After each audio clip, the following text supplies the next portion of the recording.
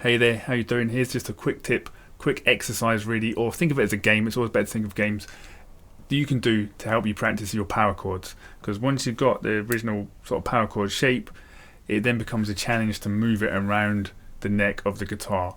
And, you know, it's hard to do. So this is just a way of practicing it. It's not a song, it's just a little game you play. So, without further ado, let's get into this. You're going to start with your first finger on fret 7. And you're going to hold the power chord shape down like that. So that's fret 7 on the E string, fret 9 on the A, and fret 9 on the D.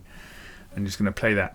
Just those three strings. Be careful not to hit the open strings underneath. We don't want them right now. So just these three strings. If that sounds good, you're going to move on to step 2.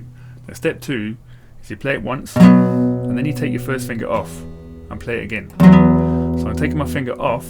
I'm exaggerating how far I'm going with that. But I'm keeping the other two fingers down, and then I'm playing the chord again. I'm going to do that slowly for you. And just practice coming on and off with the first finger. And I'm moving my finger all the way off so you can see what's happening, but you should be practicing moving just enough that you hear the open string. So don't go too far.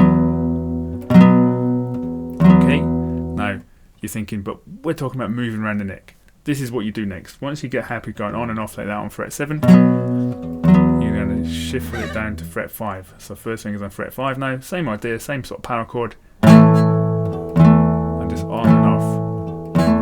And then we're going to go down to fret 3.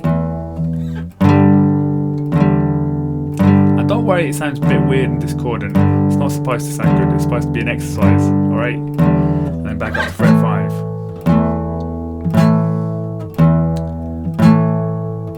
Okay, so what you're going to do this time through, if you want to try and play along, fine. If you just want to watch, fine. We're going to do 4 times on each position. So 7, 5, 3, back to 5 again. 1, 2, 3, 4.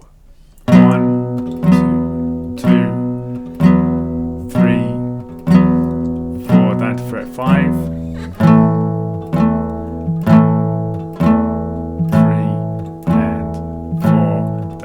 Up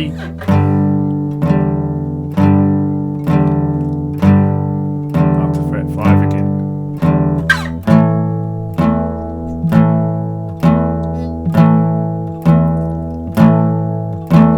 Now, the reason we're coming on and off with our finger like that is it gives you that little fraction, a tiny bit of time to move your chord and then put it back down again. But I want you to practice not really moving your second and third fingers completely off the frets. Try and keep them down as much as possible. And then obviously you're probably one step ahead of me now, and you're thinking, okay, I don't have to do each chord 4 times. Maybe I could do it just twice, or maybe just once. This is what it sounds like if you just do once on each chord.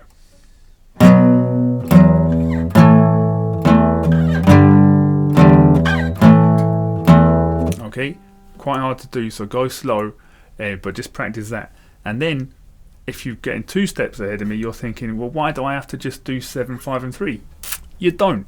You can do it any way you want. Just keep moving that chord around the fretboard and just have some fun. And you might even come up with some wicked riffs by doing this. So for example, maybe I'm going to start up on 10.